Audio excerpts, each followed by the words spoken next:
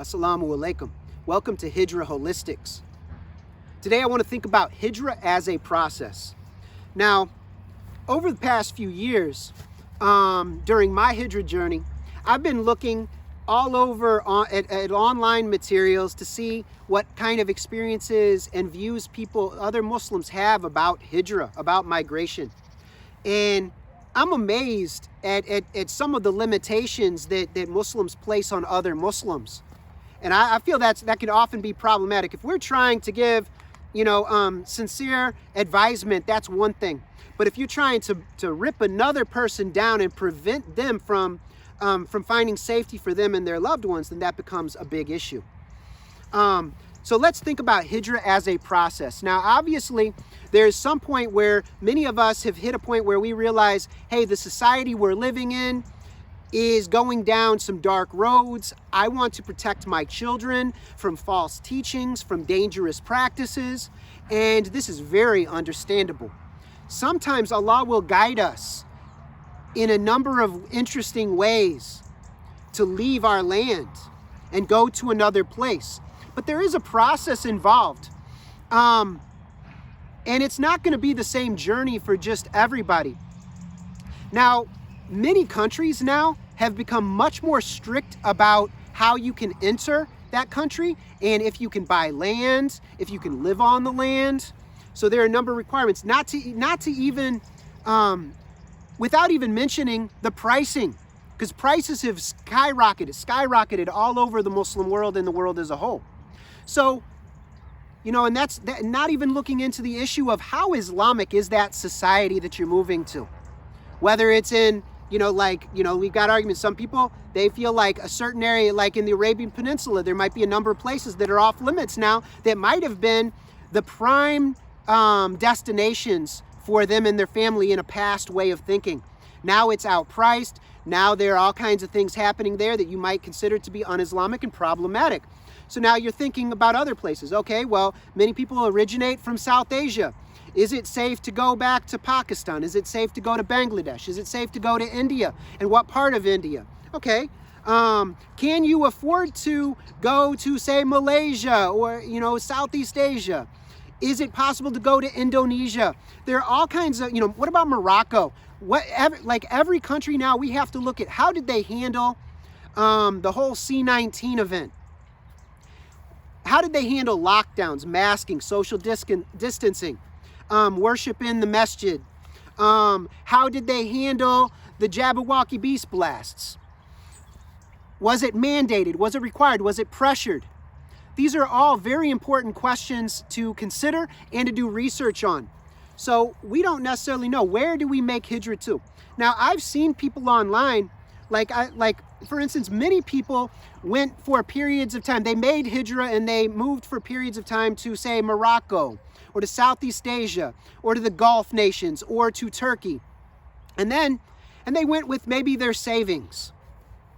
And then they would get visas for a certain amount of time and then they would have to leave. Maybe they couldn't work or maybe their work visa ended. So if you go someplace with the intention of making Hijrah and you want to buy a piece of land or you want to get together in a collective with other Muslimin, have you made Hijrah? If you haven't bought a piece of land for yourself, if you have not settled in a permanent way, have you made Hijrah or not? Because I've seen Muslims say that, no, that person has not yet made Hijrah. If they do not have their own land, they don't have their own animals. What they've done is they've limited it in a very real sense. I know people that made Hijrah several years ago. They moved to Turkey and with what they had and with their families, and it didn't work out. And then they wound up going to one or more countries after that and lived in those areas, whether it was through, often through rental, or they moved on to family land or whatever. And if you have the opportunity to move on to ancestral land, that's a beautiful thing. Not everybody has that opportunity. Some people have been going on faith for several years, where they pray their way through each crisis when the money problems arise, and and then they have to move around in different ways. So I would say that just realizing that Hijrah is a process and that Hijrah is not necessarily getting to a permanent location and laying down roots. Just consider that in the end times, They're going to be people who are in an ongoing process, almost like a migratory form of Hijrah. What is the historical precedent for this? It's Bani Israel. Bani Israel, according to the traditions, wandered for 40 years in the wilderness. They were on a Hijrah journey from Egypt to the Holy Land for 40 years, wandering throughout Sinai, throughout Northwest Arabia, throughout Southern Sham, in all these various areas, going through many dangerous situations, through ups and downs spiritually and physically, through illness and crisis and war and all types of very, very difficult situations. They were benefited to be led by a number of prophets, Nebi Musa and Nebi Harun, and then Nebi Yusha, after that, is the spiritual inheritor of Musa, alayhum salam, peace be upon all of them. So this is a historical precedent for Hijrah as a process. So please consider this. If you are intent on making Hijrah, take a look at some of the previous Hijrah videos that we've made through Hijrah Holistics, and consider the factors, the holistic approach to Hijrah, where we start coming out of the Dajjalic system as much as possible by changing the way that we eat, the way that we wear clothes, the way that we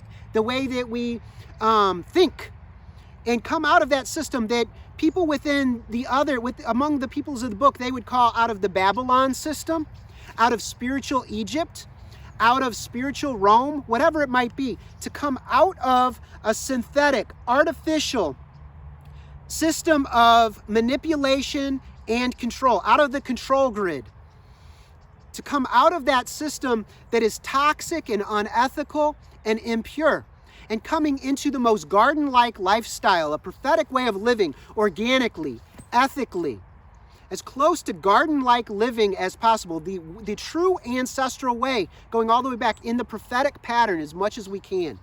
Peace be upon all of the prophets.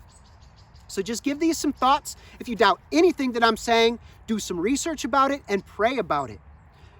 Because, and if there's something that I've missed, please share it with me. I'm always open to growing and to learning, as we all should be, because that is the prophetic tradition, to grow, to change, to learn. And then once we have learned, then we have an obligation to share with others. So I'm wishing all of you well in your Hijrah journey. If you have a sincere heart to make Hijrah, consider that it is much more than migrating to a Muslim land. It's much more than that. There's so many dimensions that we need to consider.